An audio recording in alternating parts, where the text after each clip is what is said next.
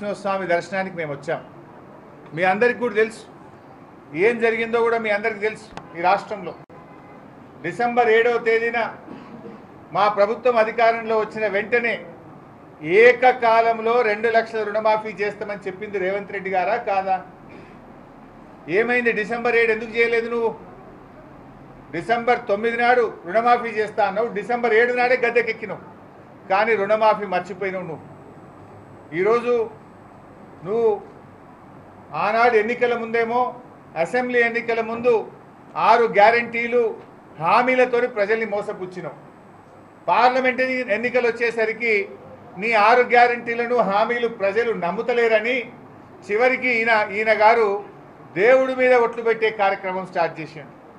ఏ ఊరికి పోతే ఆ ఊరు దేవుడి మీద ఒట్టు పెట్టి, దేవుడా నీ మీద ప్రమాణం చేస్తున్నా 15 ఆగస్టు లోపు రుణమాఫీ చేసి తీరుతా అని చెప్పి ఈయన గారు చెప్పుకుంటూ వచ్చిండు. దాంట్లో భాగంగా యాదాద్రి లక్ష్మీనరసింహస్వామి మీద కూడా ఒట్టు పెట్టిండు కదా. లక్ష్మీనరసింహస్వామి తెలంగాణ కొంగు బంగారం, ఎంతో మహిమగల్ల దేవుడు. ఆయన మీద ఒట్టి పెట్టి మాట తప్పితే అది క్షమించరానటువంటి నేరం. అందుకే ఈరోజు ఆ దేవుని దగ్గరికి వచ్చినాం. ఆ దేవుడి మీద ప్రమాణం చేసి నువ్వు మాట తప్పినావు.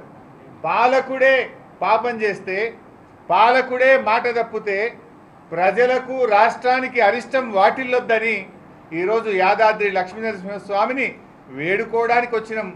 ఈ పాపాత్ముని, ఈ దుర్మార్గుణ్ణి, ఈ దివాలాకోరు ముఖ్యమంత్రిని క్షమించండి.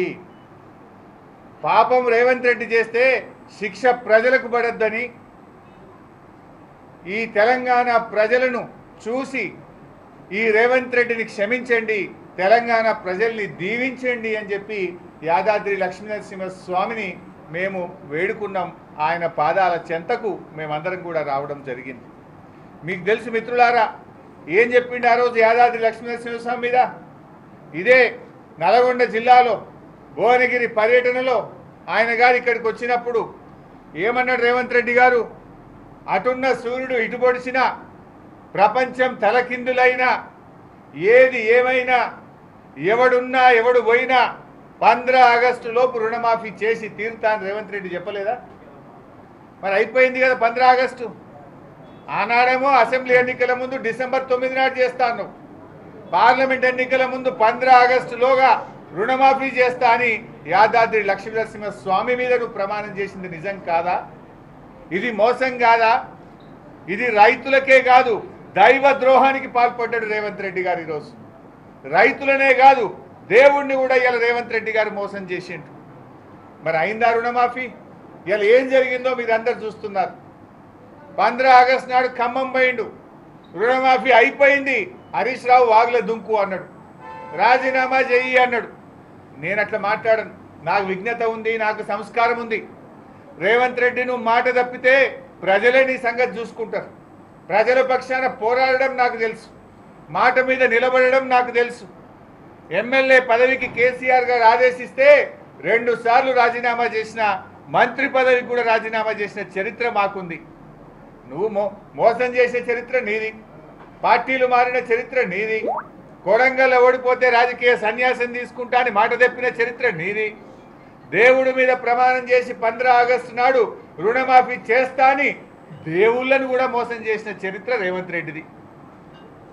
అయితే రేవంత్ రెడ్డి గారేమో రుణమాఫీ అయిపోయింది అంటాడు, వాళ్ళ మంత్రులేమో నోటికి వచ్చినట్టు తలా ఒక మాట మాట్లాడుతున్నారు. మీరే సాక్ష్యం. జర్నలిస్టులు ఉత్తమ్ కుమార్ రెడ్డి గారు ఈ మధ్య ఒక ప్రెస్ మీట్ పెట్టిండు 15 ఆగస్టు తర్వాత.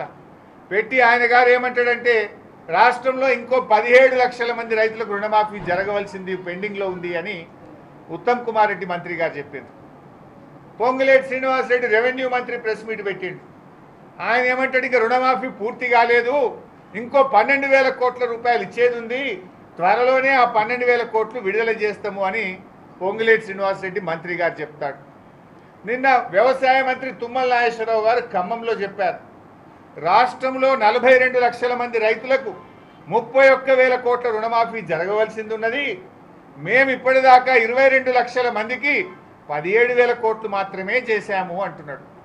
రుణమాఫీ అయిపోయిందని ముఖ్యమంత్రి అంటాడు, 17 లక్షల మందికి చేసేది ఉందని పొంగులేటి గారు, ఉత్తమ్ కుమార్ రెడ్డి గారు, పొంగులేటి గారు 12,000 కోట్లు ఇచ్చేది ఉందని, ఇక తుమ్మల గారేమో 42 లక్షలకు బదులు మేము 22 లక్షలకే చేసినాం.